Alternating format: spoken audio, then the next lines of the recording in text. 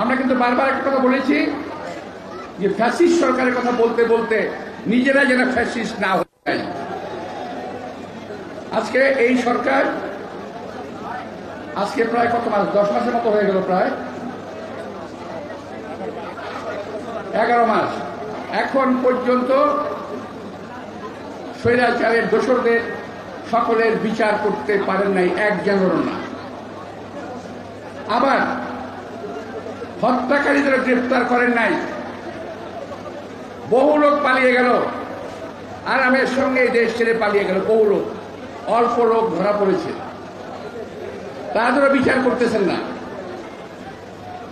10 মাস কি কম সময়? অনেকে বলেছে 10 মাস বেশি সময় না, এটা কম সময়ও নয়।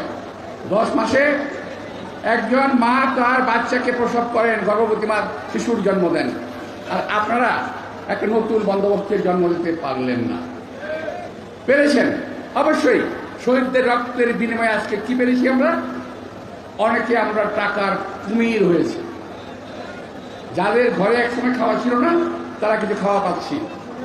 আপনারা মনে রাখবেন, এই অন্যায়ের বিনিময়ে যা অর্জন করছেন, তা যারা আপনারা ভক্ষণ করছেন, পান করছেন, শহীদদের রক্ত পান করছেন আপনারা, এই কথাটা মাথায় রাখতে হবে।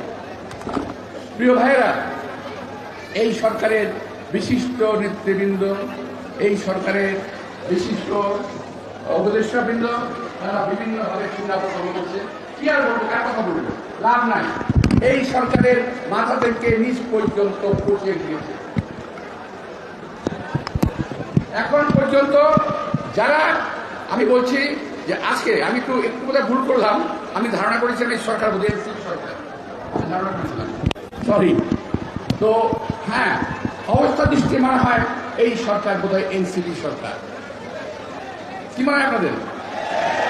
ওনারা যখন যেখানে যান প্রোটোকল পান, সরকারি protocol, police, BDR, army guard থাকে, সাকিব হাউস ব্যবহার করে, সরকারি যায় যেগুলোকে নোটিফিকেশন যায় যে মুখ নেতারা আসছে দেখে রাখবেন। ভাই আমরা তো বহু যাই, বহু গেলাম, কই আমরা তো পাই না। আমরা তো মন্ত্রী ছিলাম বহুদিন, ঢাকা শহরের মেয়রও ছিলাম, কই আমরা তো পাই না। তো আজকে কারো বিপদ দেওয়ার উদ্দেশ্যে বক্তব্য নয়, শহীদদের সামনে বক্তব্য। আমি খেয়াল করলাম যে কিছু কিছু নেতৃবৃন্দ যখন আলোচনা হচ্ছে, ঐক্যমত্য কমিটির আলোচনা হচ্ছে, সেই আলোচনার পরে কিছু কিছু নেতৃবৃন্দ বক্তব্য রাখেন, বিএনপি নেতৃবৃন্দকে কটাক্ষ করেন। এখানে অনেকেই আছেন, আমাদের বিরুদ্ধে তারা কথা বলছেন বিভিন্নভাবে, আমাদেরকে কটাক্ষ করে আমাদের সম্মান হানি করে কথা বলছেন। যাদের 5ই আগস্টের আগে জীবনেও কোনোদিন মাঠে দেখা যায় না, কখনোই না। আমরা 17 বছর, অনেকে বলেন, আমার বন্ধুরা আমার সহকর্মী জবাব দিয়েছেন, অনেকে বলেন 17 বছর কোথায় ছিলেন। আরে ভাই, 17 বছর কোথায় ছিলাম? এখন যদি আমি কাউকে জিজ্ঞেস করি, এখানে আমি যদি কাউকে জিজ্ঞেস করি, সে বলবে 17 বছরের মধ্যে এত বছর আমি জেলে ছিলাম, এত বছর পলাতক ছিলাম, এত বছর আন্দোলন করেছি, রাস্তার রাজপথ কাঁপিয়েছি বাংলাদেশের। 17 বছর রাজপথে আন্দোলন করার পরেই সরকার ভঙ্গুর হয়েছে, দুর্বল হয়েছে, একদিন এই সরকারের পতন হয় নাই। যারা এই কথাগুলো বলেন, আমি একটা কথা বলি ভাই, খারাপ কথা হবে। যারা এরা কথাগুলো বলেন, আমি বলি না যে আপনারা শাহাদাত বরণ করেন, আপনাদের গায়ে তো একটা গুলিও লাগে না, আপনাদের পায়ে তো হুঁচট খাওয়ার চিহ্নও তো নাই যে আপনারা হুঁচট খেয়েছেন। আপনাদের গায়ে গুলি লাগে না কেন?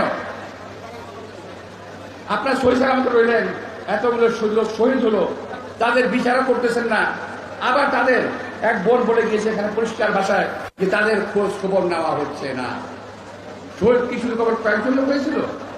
এই যাত্রাবাড়িতে যারা শহীদ হয়েছে তাদের বাসায় কয়জন কবার এসেছে?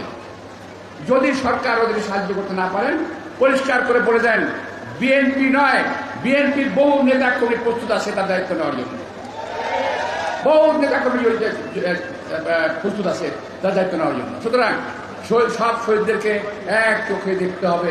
বৈষম্য বিরোধী আন্দোলনের কথা বলে এখানে কারা বৈষম্য করছেন, এটাও আমার একটা প্রশ্ন থাকবে।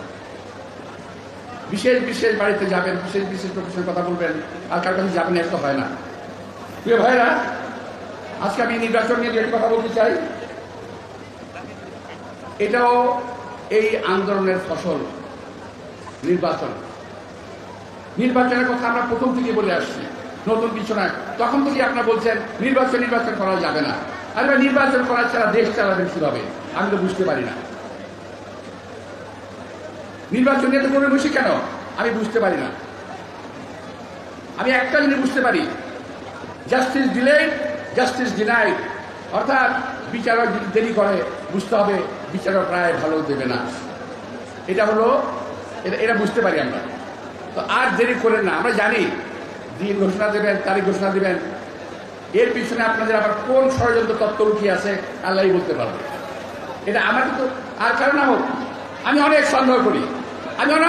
তাদের নির্বাচনী তারিখ ঘোষণার পিছনেও অনেক ষড়যন্ত্র আছে, এরপরেও ষড়যন্ত্র আছে। আমি এখনো মনে করি নির্বাচনকে তারা সুষ্ঠু না হওয়ার জন্য যত প্রক্রিয়া আছে তারা সেটা করার চেষ্টা করবে। মানুষকে বোঝাবে যে বিএনপির বিরুদ্ধে ভুল বুঝাবে তার মানুষকে। কিন্তু বিএনপি 17টা বছর আন্দোলন করেছে, আমরা দরকার পড়লে আরো 17 বছর আন্দোলন করবো, কিন্তু কোনো সমস্যা নাই আমাদের।